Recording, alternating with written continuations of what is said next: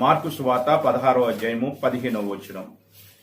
మీరు సర్వలోకమునకు వెళ్లి సర్వ సృష్టికి సువార్తను ప్రకటించుడి.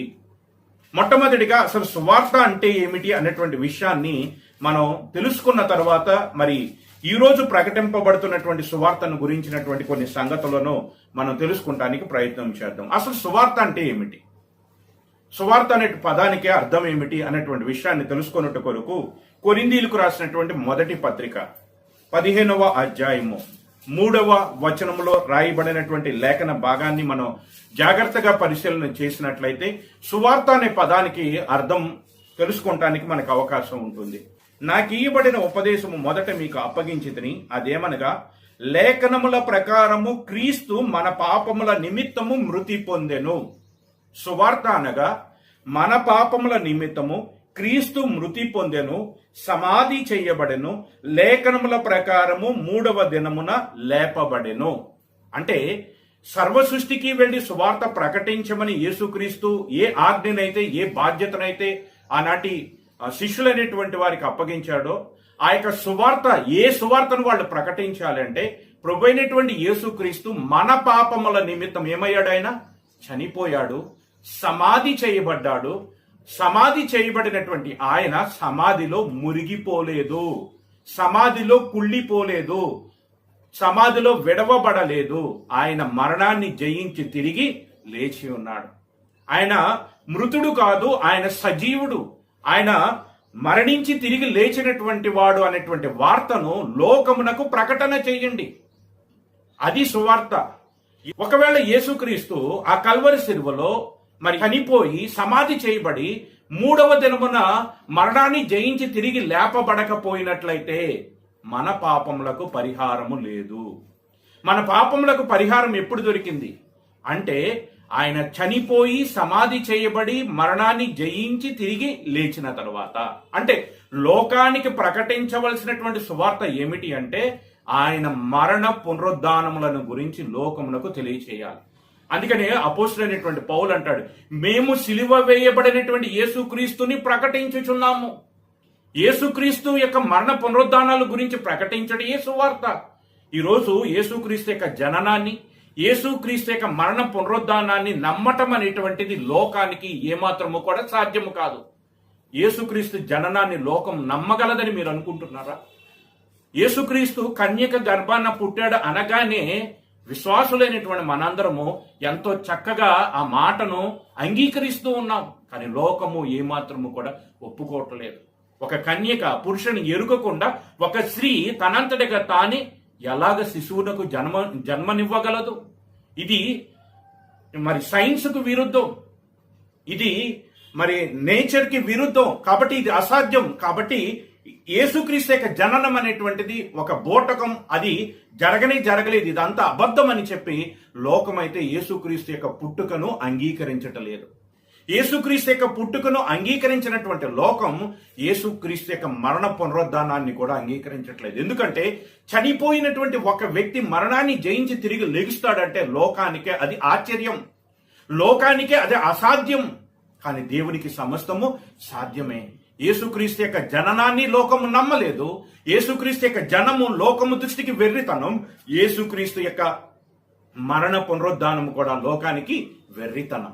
కానీ ఎవరైతే యేసుక్రీస్తు యొక్క జననం అనగా కన్యక గర్భాన అనగా పరిశుద్ధాత్మ మూలముగా యేసుక్రీస్తు జన్మించాడని, ఆయన యొక్క జననము మానవులందరి యొక్క జననము వంటిది కాదు అని మనుషులు అనుకొనిచున్నటువంటి రీతిగా మనుషుని వల్ల ఆయన జన్మించలేదని, దేవుని యొక్క పరిశుద్ధాత్మ మూలముగానే ఆయన జన్మించాడని ఎవరైతే ఒప్పుకుంటారో, ఆ రీతిగానే యేసుక్రీస్తు మరణాన్ని జయించి తిరిగి లేచాడు, ఆయన సమాధిలో మురిగిపోలేదు, విడవబడలేదు అని ఎవరైతే విశ్వసిస్తారో, ఆయన మరణ పునరుద్ధానాలు, ఆయన జననాన్ని ఎవరైతే అంగీకరిస్తారో అట్టి వారికి మాత్రమే పరలోక రాజ్యానికి చేరటానికి అవకాశం ఉన్నది.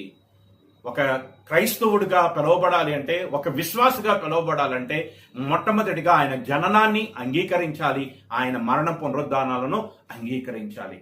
ఈరోజు లోకానికి తెలియచేయమని ప్రభువైనటువంటి యేసుక్రీస్తు ఆనాటి శిష్యులకు మరి బాధ్యతగా ఒక ఆజ్ఞగా అప్పగించినటువంటిది ఏమిటి అంటే ఆయన యొక్క మరణ పునరుద్ధానాలను లోకమునకు తెలియచేయాలి. ఈ నామమునే రక్షణ, ఆకాశము క్రింద ఉన్న మరి ఏ నామమున రక్షణ లేదు, మరి ఏ నామమున కూడా మోక్షాన్ని పొందలేరు, దేవుని యొద్దకు చేరలేరు, దేవుణ్ణి తెలుసుకోనలేరు అని లోకానికి ప్రకటించటమే సువార్త. ఆ రీతిగా సువార్త కొరకు వారిని ఏర్పాటు చేసుకున్నాడు. సువార్త ప్రభువైనటువంటి యేసుక్రీస్తు చనిపోయిన తర్వాత ఆయన మరణించి తిరిగి లేచి వారికి బాధ్యతను అప్పగించి ఈ యొక్క మరణ పునరుద్ధానాలను గుర్చినటువంటి ఈ సువార్తను సర్వ సృష్టికి ప్రకటించమని ఆయన పరలోకానికి ఆరోహణమయ్యాడు. ఇప్పుడు శిష్యులైనటువంటి వారికి ప్రభువైనటువంటి యేసుక్రీస్తు ద్వారా అప్పగింపబడినటువంటి ఆజ్ఞను, బాధ్యతను నెరవేర్చవలసినటువంటి వారి ముందు ఉన్నది. మరి ఆ రీతిగా ప్రభువైన యేసుక్రీస్తు యొక్క మరణ పునరుద్ధానాలను లోకానికి ప్రకటన చేయటానికి వీళ్ళకి సామర్థ్యము సరిపోదు.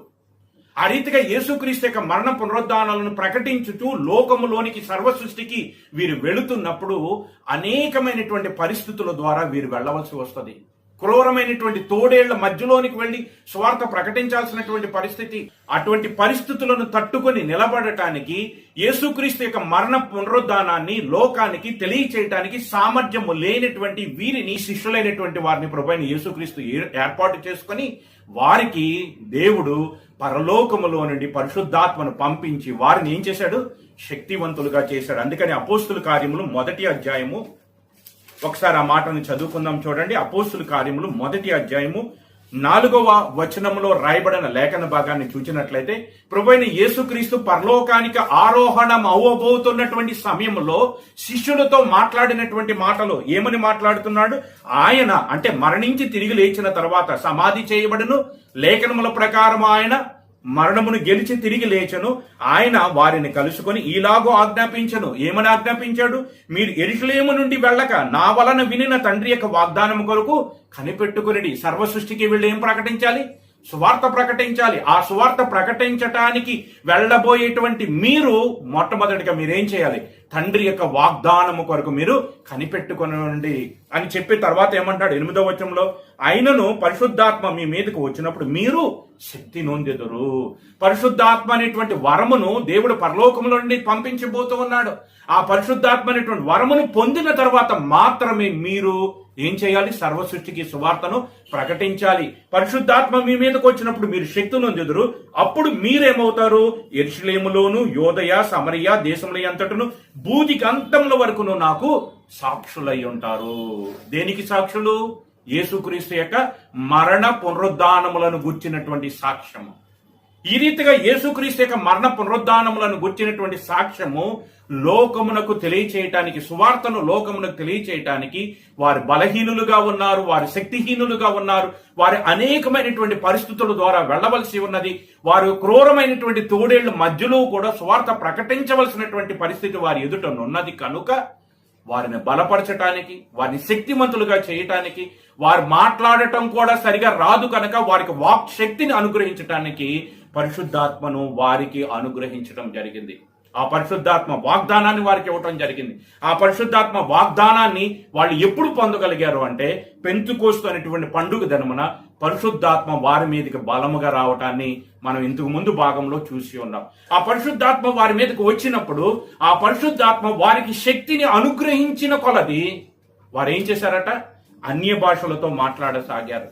సువార్త ప్రకటన కొరకు వీరు బయలుదేరి అనేక ప్రాంతాలకు వెళ్లి సువార్త ప్రకటించాలి. మరి ప్రకటిస్తున్నప్పుడు వీరు ప్రకటించేటువంటి జనములు లేదా మనుషులైనటువంటి వారు, ప్రజలైనటువంటి వారు వెంటనే స్వీకరిస్తారా అంటే స్వీకరించే పరిస్థితి లేదండి. కాబట్టి వీళ్ళు చెప్తున్నటువంటి మాట విని ఆ మాట చొప్పున యేసుక్రీస్తునందు విశ్వాసం ఉంచి దేవుని యొద్దకు చేరేటువంటి ఆ మార్గమును కనుగొని సత్యము, జీవము మార్గమైనటువంటి యేసుక్రీస్తు ద్వారా తండ్రి యొద్దకు చేరటానికి, మారు మనసు, పాపక్షమాపణ పొందటానికి, యేసుక్రీస్తు యొక్క మరణ పునరుద్ధానాలను ఒప్పుకోవాలి అంటే కొన్ని అద్భుతాలు వారి మధ్య జరగాలి, కొన్ని సూచక్రియలు వారి మధ్య జరగాలి. ఆ అద్భుతాలను, సూచక్రియల ద్వారా వారు యేసుక్రీస్తునందు విశ్వాసం ఉంచాలి. అలా యేసుక్రీస్తునందు విశ్వాసం ఉంచి వారు తమ యొక్క పాపములకు పరిహారము నొంది, మారుమనసు పొంది, మరి రూపాంతరము చెంది వారు పరలోకమునకు చేరేటువంటి అర్హతను సంపాదించేటువంటి వారుగా ఉండాలనేటువంటి ఉద్దేశంతోనే మరి ప్రభు అయినటువంటి యేసుక్రీస్తు వారికి కొన్ని ఆత్మ సంబంధమైన కృపావరములను అనుగ్రహించడం జరిగింది. మార్కు సువార్త 16వ అధ్యాయము 15వ వచనం. మరియు మీరు సర్వలోకమునకు వెళ్లి సర్వ సృష్టికి సువార్తను ప్రకటించుడి. నమ్మి బాప్తిసము పొందువాడు రక్షింపబడును, నమ్మని వానికి శిక్ష విధింపబడును. నమ్మిన వాని వలన ఈ సూచక్రియలు కనబడను. ఏమనగా నా నామమున దెయ్యములను వెళ్ళగొట్టుదురు, క్రొత్త భాషలు మాట్లాడుదురు, పాములను ఎత్తి పట్టుకొందురు, మరణకరమైనది ఏది త్రాగినందు అది వారికి హాని చెయ్యదు, రోగుల మీద చేతులుంచినప్పుడు వారు స్వస్థత నొందుదురని వారితో చెప్పిన. ఎందుకు ఇచ్చాడు ఇవి? దెయ్యాలను వెళ్ళగొట్టడం, కొత్త భాషలు మాట్లాడటం, పాములను ఎత్తి పట్టుకోవటం, మరణకరమైనది ఏది త్రాగినా అది వారికి హాని చేయకపోవటం, వారు చేతులుంచినప్పుడు రోగుల మీద వారి చేతులుంచినప్పుడు వారు స్వస్థత పొందటం. ఎందుకు ఈ ఆత్మ సంబంధమైనటువంటి కృపావరములను శిష్యులకు ప్రభువైన యేసుక్రీస్తు అప్పగించాడు? ఇవ్వబడినటువంటి ఈ సూచక్రియల ద్వారా యేసుక్రీస్తుని వారు నమ్మాలి. యేసుక్రీస్తు తమ పాపములకు పరిహారమై ఉన్నాడని వారు నమ్మాలి. అందుచేతనే ఈ యొక్క మరి కృపావరములను సువార్థికులైనటువంటి వారికి, అపోస్తులైనటువంటి వారికి ఆ రోజు ప్రభువైన యేసుక్రీస్తు అనుగ్రహించడం జరిగింది. అందుకనే కొరింథీయులకు రాసినటువంటి మొదటి పత్రికలో, కొరింథీయులకు రాసిన మొదటి పత్రిక 12వ అధ్యాయము 7వ వచనాన్ని మనం చూసినట్లయితే ఈ ఆత్మ సంబంధమైన కృపావరములను ఎందుకు అనుగ్రహిస్తున్నాడు అనేటువంటి మాటకు సమాధానం ఇక్కడ దొరుకుతుందండి. ఎందుకు అనుగ్రహిస్తున్నాడు? ఆయనను అందరి ప్రయోజనము కొరకు. ఎందుకు అనుగ్రహిస్తున్నాడు? అందరి ప్రయోజనం కొరకు. అట్లానే 14వ అధ్యాయము 1 కొరింథీ 14:12 వచనాన్ని మనం చూసినట్లయితే 14:12 మీరు ఆత్మ సంబంధమైన వరముల విషయమై ఆసక్తి గలవారు కనుక సంఘమునకు క్షేమాభివృద్ధి కలుగునట్లు.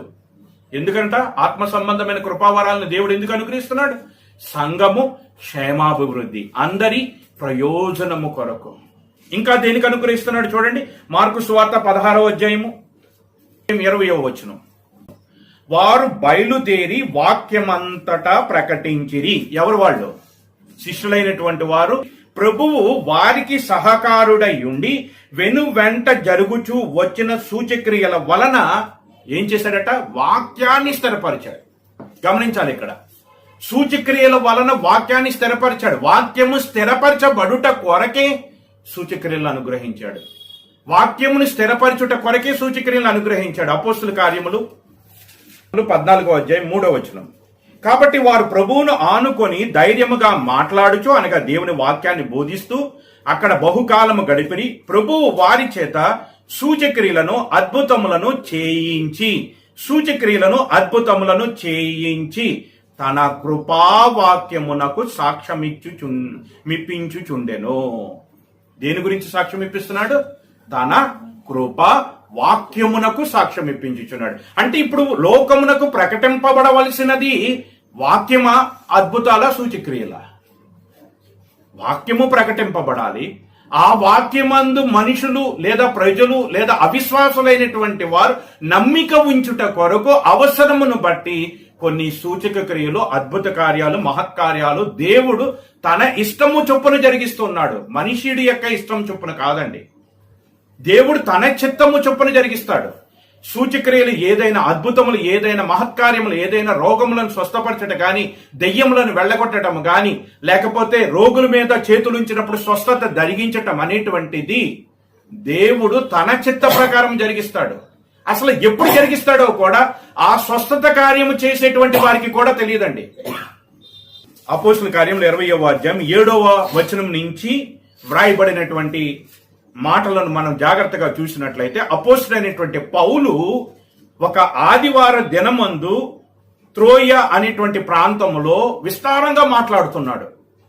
దేవుని వాక్యాన్ని బోధిస్తూ ఉన్నాడు. ప్రభువైన యేసుక్రీస్తు యొక్క మరణ పునరుద్ధానాలను గురించి, క్షమాపణ, రక్షణ, పరలోకము, విశ్వాస జీవితం, వీటన్నిటి గురించి చాలా విస్తారంగా మాట్లాడుతూ ఉన్నాడు. ఎందుకంటే నెక్స్ట్ డే ఆయన ఆ ప్రాంతమును విడిచి మరొక ప్రాంతానికి వెళ్లి సువార్త ప్రకటించవలసి ఉన్నది. దేవుని వాక్యాన్ని గురించి, దేవుని రాజ్యం గురించి ప్రసంగిస్తూ ఉన్నాడు. అలా ప్రసంగించేటువంటి సందర్భంలో పౌలు సమయాన్ని మర్చిపోయాడు. అప్పుడు ఏమైపోయిందంట చూడండి. అర్ధరాత్రి వరకు విస్తరించి మాట్లాడుతున్నాడు. ఇటువంటి ప్రదేశంలో మాట్లాడుతున్నాడు తెలుసా? ఒక మేడగది, అర్ధరాత్రి పూట ఆ మేడగదిలో కనీసం లైట్లు కూడా లేవండి. అక్కడ రాయబడినటువంటి మాట అండి. మేము కూడి ఉన్న మేడగదిలో అనేక దీపములుండెను. దీపాల గురించి ఎందుకు రాస్తున్నాడు ఇక్కడ? కనీసం కరెంటు కూడా లేదు అక్కడ. ఆ దీపాలు పెట్టుకుని వారి ఆసక్తిని బట్టి వారితో మాట్లాడుతున్నాడు. ఆ దీప కాంతిలో వారికి దేవుని వాక్యాన్ని గురించి బోధిస్తూ ఉన్నాడు. అట్లాగా మరి అర్ధరాత్రి వరకు విస్తరించి మాట్లాడటం వల్ల అక్కడ ఐతుకు అనేటువంటి ఒక యవ్వనస్తుడు మరి అర్ధరాత్రి అయిపోవటం వల్ల అతడు ఏమయ్యాడట? అతడు గాఢ నిద్రలో పోయి పౌలు చాలాసేపు ప్రసంగించుచుండగా నిద్రాభారము వలన జోగి 3వ అంతస్తు నుండి కింద పడి చనిపోయిన వాడై ఎత్తబడ్డాడు.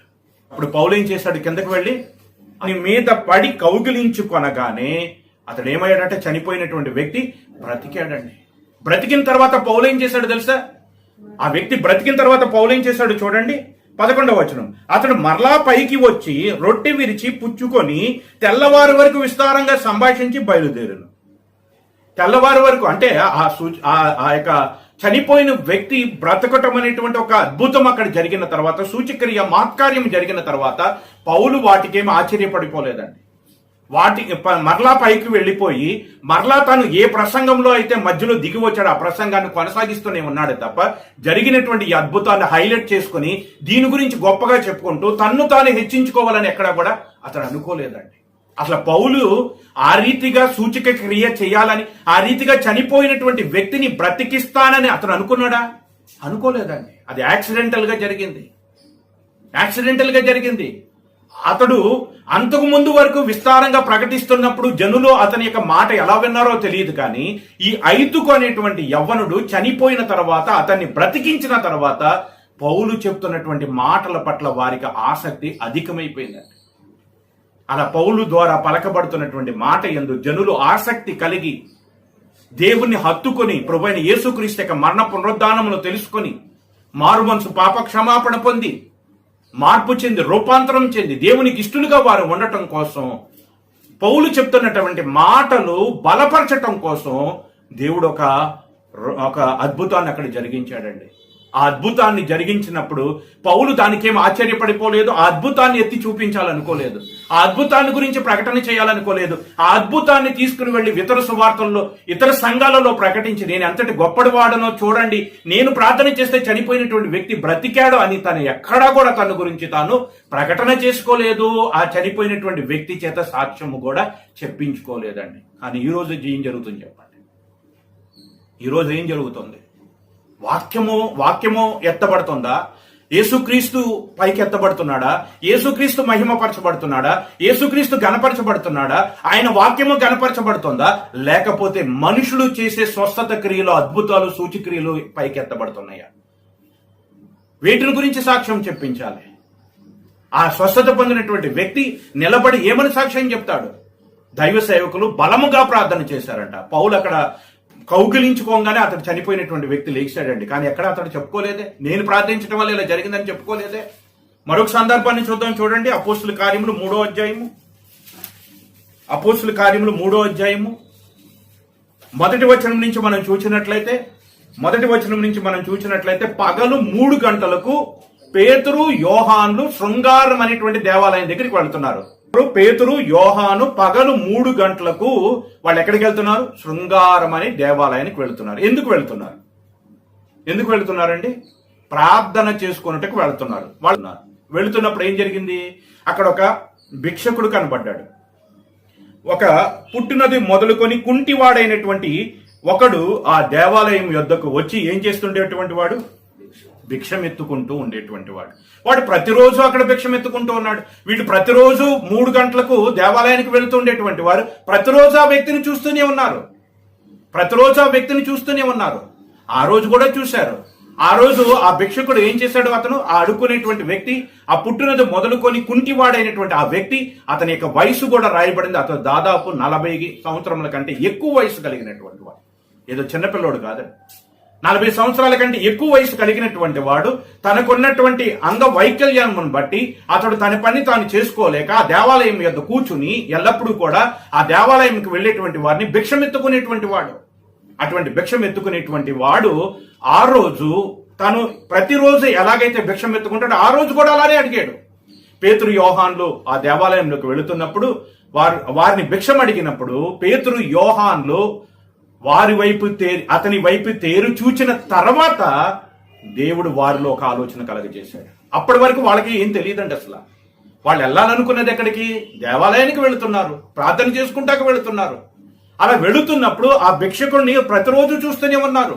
వాడు చాలా సందర్భాల్లో వీళ్ళని భిక్షం అడిగి ఉండవచ్చు, కానీ ఎప్పుడూ రానిటువంటి ఆలోచన. అప్పుడు దేవుడు ఆ సందర్భంలో వాడు భిక్షం అడిగిన తర్వాత దేవుడు వారి హృదయాల్లో కలిగించాడు. నిలబడేది వారి నీరే గాని మాట్లాడేవాడు నేనే.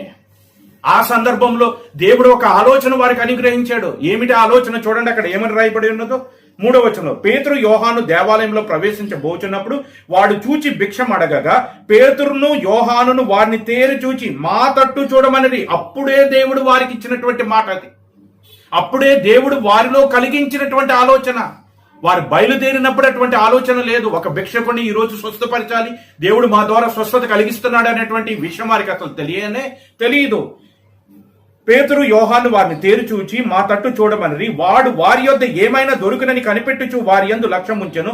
అంతట పేతురు, వెండి బంగారములు మా యొద్ద లేవు గాని నాకు కలిగినదే నీకిచ్చుచున్నాను, నజరేయుడైన యేసుక్రీస్తు నామమున నడువమని చెప్పి వాని కుడి చెయ్యి పట్టుకుని లేవనెత్తును. వెంటనే వాని పాదములను చేల మండలములు బలము పొందెను. వాడు దిక్కును లేచి నిలిచి నడుచుచు గంతులు వేయుచు దేవుణ్ణి స్తుతించుచు వారితో కూడా దేవాలయమునకు వెళ్ళెను. ఇక్కడ ఒక విషయాన్ని మనం జాగ్రత్తగా ఆలోచన చేసినట్లయితే, ఆ భిక్షం అడిగేటువంటి వ్యక్తి ఆశతో వీరి వైపు చూశాడు. ఎందుకు చూసుంటాడు? వెండి బంగారాలు మా దగ్గర లేవంటే వేరే ఏదో ఉంది, అది ఇస్తారనుకున్నారు.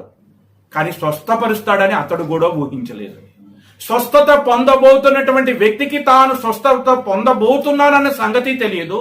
స్వస్థత చేయబోతున్నటువంటి వ్యక్తికి తాను ఆ సందర్భంలో స్వస్థత చేయబడటానికి అక్కడ వచ్చానన్నటువంటి సంగతి అతనికి కూడా తెలియదండి. ఆ క్షణంలో, ఆ సమయంలో దేవుడు తన చిత్త ప్రకారము ఒక అద్భుతాన్ని చేయాలనుకున్నాడు, ఒక స్వస్థతను జరిగించాలనుకున్నాడు. వెంటనే ఆ స్వస్థతను జరిగించాడు. అక్కడ ఆ స్వస్థతను జరిగించగానే ఆ 40 సంవత్సరముల కంటే ఎక్కువ వయసు ఉన్నటువంటి వాడు వెంటనే లేచి నిలబడి గంతులు వేయచ్చు వారితో కూడా దేవాలయానికి వెళ్ళాడు. వాస్తవంగా మనం ఆలోచన చేసినట్లయితే ఆ యొక్క స్వస్థత పొందినటువంటి వ్యక్తికి నిజంగా యేసుక్రీస్తుని గురించి తెలుసా అంటే తెలియదండి. యేసుక్రీస్తునందు విశ్వాసం ఉందా అంటే లేదండి.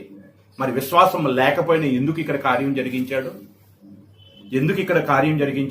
కారణం ఏమిటి అంటే 11వ వచనం, 3వ అధ్యాయము 11వ వచనం. వాడు పేతురును యోహాను పట్టుకొని ఉండగా ప్రజలందరూ విస్మయం పొంది సొలొమోనుదను మండపములోనున్న వారి యొద్దకు గుంపుగా పరిగెత్తుకొని వచ్చిరి. ఎందుకు స్వస్థత కలిగించాడు? జనులందరినీ కూడా ఏం చేయాలి? తమ వైపు ఆకర్షించటానికి. వాళ్ళందరి దగ్గరికి వెళ్ళి ప్రభువైన యేసుక్రీస్తు సువార్త ప్రకటించుట కొరకు వాళ్ళు నిలబడితే వాళ్ళెవరూ కూడా వీళ్ళ మాట యందు లక్ష్యం ఉంచడానికి వాళ్ళు ఇష్టపడరు. అదే రీతిగా పరిశుద్ధాత్మ దిగి వచ్చినప్పుడు కూడా ఎలాగొచ్చిందంటండి? బలమైన గాలి వంటి శబ్దము వచ్చింది. బలమైన గాలి వంటి శబ్దం ఎందుకు వచ్చింది? ఆ శబ్దము కలగగానే ఏమయ్యారట? ఆకాశము క్రింద ఉండు భక్తి గల యూదులందరూ కూడా యెరూషలేములో కాపురం ఉన్నారు. కాపురమన్న యూదులందరూ కూడా ఏం చేశారు? ఆ శబ్దము కలగగా పరిగెత్తుకుంటూ వచ్చి ఏదో ఒక ఆశ్చర్యకరము, ఏదో ఒక వింత జరగబోతుందని వారి వైపు తేరి చూడగా వారు వెంటనే ఏం చేశారు? ప్రభువైన యేసుక్రీస్తును గుర్చిన సువార్తను వారికి ప్రకటించారు. అలా ప్రకటించడం ద్వారా ఎంతమంది బారుమంచు పొందారు? ఎంతమంది రక్షణ పొందారు? 3000 మంది చేర్చబడ్డారు. ఇప్పుడు ఆ శృంగారం అనేటువంటి దేవాలయంలోకి వెళుతున్నప్పుడు ఆ శృంగారం అనేటువంటి దేవాలయం దగ్గర ఉన్నటువంటి యూదులైనటువంటి వారికి లేదా అక్కడ ఉన్నటువంటి వారందరికీ కూడా సువార్త ప్రకటించాలి అంటే అక్కడ ఏదో ఒక అద్భుతం జరగాలి. ఆ అద్భుతాన్ని అక్కడ జరిగించాడు. సూచక్రియ జరిగించాడు, స్వస్థత జరిగించాడు. ఎప్పుడైతే స్వస్థత జరిగిందో అక్కడ ఉన్నటువంటి ప్రజలందరూ కూడా విస్మయం నొంది పరిగెత్తుకొనుచు వారి యొద్దకు గుంపుగా పరిగెత్తుకొచ్చారు. ఎవరిని కూడా పిలవక్కర్లేదండి. జరిగినటువంటి అద్భుతాన్ని బట్టి జనులందరూ కూడా గుంపుగా వారి యొద్దకు పరిగెత్తుకు రాగానే పేతురు అంటున్నటువంటి మాట ఈరోజు మనం నేర్చుకోవాల్సినటువంటి మాట అండి. ఈ రోజు లోకములో ఉన్నటువంటి వారు దేవుని మూలంగా పంపబడ్డారా? దేవుని మూలంగా స్వస్థత జరిగిస్తున్నారా? దేవుని ఆత్మ మూలంగా స్వస్థతలు జరిగిస్తున్నారా, లేదా తమంతట తామే స్వస్థత జరిగిస్తున్నట్లుగా మనుషులను మోసం చేస్తున్నారా తెలుసుకోవాలంటే పేతురు పలికినటువంటి మాటలు మనం చదివితే ఆ మాటల ద్వారా మనం ఈజీగా వారిని కనిపెట్టవచ్చండి. ఏమంటున్నాడు చూడండి, పేతురు ఏమంటున్నాడు, పేతురు దీనిని చూచి ప్రజలతో ఇట్లనెను, ప్రియులారా ఇశ్రాయేలు వారులారా, మీరు వీని విషయమే ఎందుకు ఆశ్చర్యపడుతున్నారు? ఎందుకు మీరు ఆశ్చర్యపడుతున్నారు? మా స్వంత శక్తి చేతనైనను భక్తి చేతనైనను నడువను వీనికి బలమిచ్చినట్లుగా మీరెందుకు మా తట్టు తేరి చూచుచున్నారు? మా శక్తి చేత మా బలము చేత కాదు. ఎవరండి ఈయన? ఎవరైనా పెంతుకోస్తు అను పండుగ దినమున పరలోకములో నుండి పరిశుద్ధాత్మను పొందినటువంటి వాడు.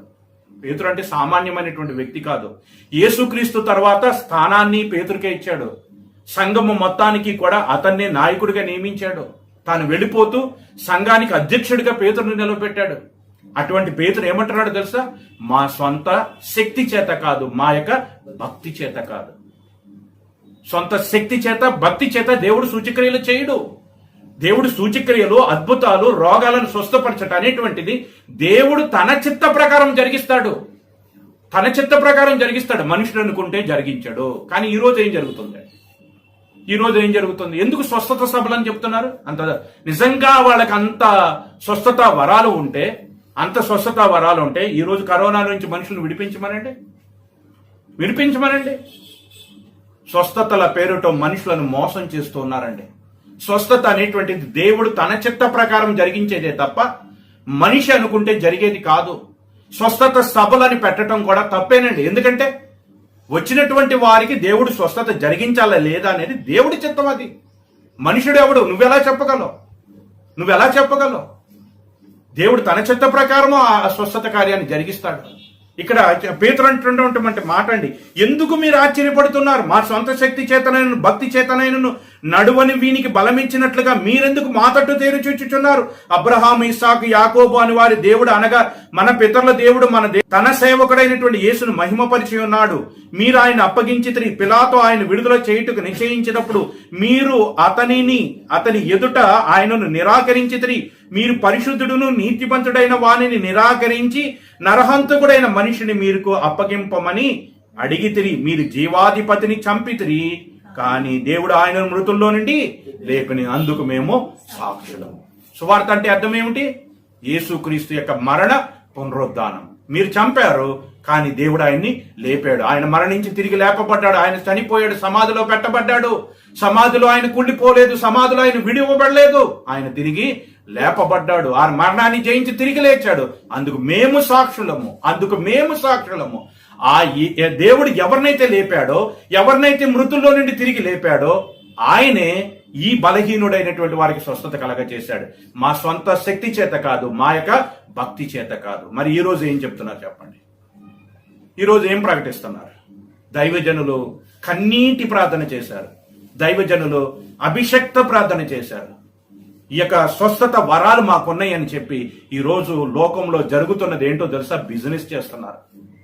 కొబ్బరి నూనెను అమ్ముకునేటువంటి వారు, ప్రార్థన ఆయిల్ అని చెప్పేసి ప్రార్థన తైలం అని చెప్పి అమ్ముకునేటువంటి వారు, కచ్చీపులను అమ్ముకునేటువంటి వారు, ఈ పెన్నుతో రాస్తే ఇది ప్రార్థన చేసిన పెన్ను, ఈ పెన్నుతో రాస్తే మంచి మార్కులు వస్తాయని చెప్పి మనుషులను, విశ్వాసులైనటువంటి వారిని మోసగించి ఆ పెన్నులు అమ్ముకునేటువంటి వారు. అసలు స్వస్థత అనేటువంటిది కొబ్బరి నూనెలో లేదండి, మనిషిలో లేదండి. స్వస్థత అనేటువంటిది దేవుల్లో మాత్రమే ఉంది. దేవుడు తన చిత్త ప్రకారమే జరిగిస్తాడు. పేతురు యోహాన్లు అనుకోలేదు, పౌలు అనుకోలేదండి. పౌలు అనుకోలేదు, పేతురు యోహాన్లు అనుకోలేదు. అలా వాళ్ళు అనుకోకుండా ఏ స్వస్థత జరిగినా, ఏ అద్భుతాన్ని జరిగినా, ఏ మహత్కార్యం జరిగినా ఆ అద్భుతాన్ని, స్వస్థతను, మహత్కార్యాలను పక్కన పెట్టి వెంటనే జరిగినటువంటి సందర్భాన్ని బట్టి వారి వైపు ఆశతో తేరు చూచుచున్నప్పుడు వాళ్ళు ఎవరిని పైకెత్తారు? ఎవరిని మహిమపరిచారు? ఎవరిని చూపించారు? వాళ్ళు యేసుక్రీస్తుని చూపించారు. వారిని చూపించుకోలేదు, వాళ్ళు యేసుక్రీస్తుని చూపించారు. సిలువ వేయబడేటువంటి యేసుక్రీస్తునే ప్రకటించారు. వాళ్ళు పునరుద్ధానుడైనటువంటి యేసుక్రీస్తునే వాళ్ళకు చూపించారు. మా సొంత శక్తి కాదు, మా సొంత భక్తి కాదు, మా విశ్వాసం కాదు, నాకు ఇవ్వబడిన స్వస్థత వరాలు కాదు, కేవలం ఆయన కృప చేత ఆయనే ఈ బలహీనుడైనటువంటి వారిని స్వస్థపరిచాడనేటువంటి మాట తెలియచేసిన తర్వాత ఎంతమంది వాక్యాన్ని నమ్మారో తెలుసా? 4వ అధ్యాయం 4వ వచనం, అపోస్తుల కార్యములు 4వ అధ్యాయం 4వ వచనం. వాక్యము వినిన వారిలో అనేకులు నమ్మిరి. వాక్యము వినిన వారిలో అనేకులు నమ్మిరి. వారిలో పురుషుల సంఖ్య ఇంచుమించు 5,000 మంది. 5,000 మందిని ఒక్కసారి పట్టినటువంటి గొప్ప జాలరండి. నన్ను వెంబడించుము, నేను మిమ్మలను మనుషుల పట్ల జాలర్లుగా చేస్తానన్నారు.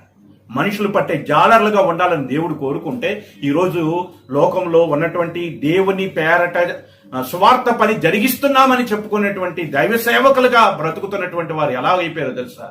డబ్బులను సంపాదించుకోవటం, విశ్వాసుల ద్వారా డబ్బులను సంపాదించుకోవటం.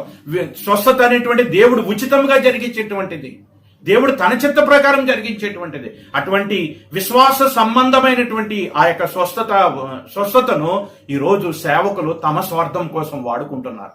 ప్రేరాయిలు అమ్ముకుంటూ, లేక ప్రార్థనా తైలం అని చెప్పి, అభిషేక తైలం అని చెప్పి, కర్చీపులను అమ్ముకుంటూ, పెన్నులను అమ్ముకుంటూ, ఈ రీతిగా మనుషులను ప్రేరేపిస్తూ వారికి లేనటువంటి స్వస్థతలు ఉన్నట్టుగా నిరూపించడానికి ప్రయత్నం చేస్తున్నారండి. అండ్ ఈ రోజు ఎవరైనా కానీ మాటలు వింటున్నటువంటి ఎవరైనా ఒక్కటే గుర్తుపెట్టుకోండి, దేవుని వాక్యమే సత్యము, దేవుని వాక్యమే స్థిరమైనటువంటిది. దేవుని వాక్యము స్థిరపరచుట కొరకే దేవుడు అద్భుతాలు చేస్తాడు. గుర్తుపెట్టుకోవాలి, దేవుడి వాక్యము స్థిరపరచబడాలి. ఎందుకంటే ఆ వాక్యము ఎల్లప్పుడూ కూడా నిలిచేటువంటిది. ఆ వాక్యమే పరలోకానికి మనల్ని తీసుకెళ్లేటువంటిది. ఆ వాక్యమే మన దోషములను మనకు చూపించేటువంటిది, అద్దము వంటిది. ఆ వాక్యం మీద మనం అనుకోవాలి. కానీ ఈరోజు ఏం చేస్తున్నారు? స్వస్థతల మీద అనుకునేటట్టుగా. ప్రభువైనటువంటి యేసుక్రీస్తు పరలోకానికి వెళ్ళబోయే ముందు, అంటే మరణానికి సిలువకు అప్పగింపబడే ముందు, శిష్యులు ఆయన దగ్గరకు వచ్చి ఆయన అడిగారు, ఏమని? మరలా నీవు రెండవ రాకడలో తిరిగి వస్తానన్నావు కదా, నీవు వచ్చేటప్పుడు ఈ భూమి మీద ఎటువంటి సూచక్రియలు జరుగుతాయి? నీ రాకడకు యుగ సమాప్తికి సూచనలు ఏమిటి అని అడిగినప్పుడు ఆయన చెప్పిన మాట ఏమిటి? ఎవడును మిమ్మలను మోసపరచుకొనకుడి. అనేకులు నా పేరట వచ్చి నేనే ఆయననని చెప్పి, నేనే క్రీస్తునని చెప్పి పలువురు మిమ్మలను మోసపరచుదురు. సాధ్యమైతే ఏర్పరచబడిన వారిని సైతము మోసపరచుటకు గొప్ప సూచక్రియలు జరిగిస్తారు.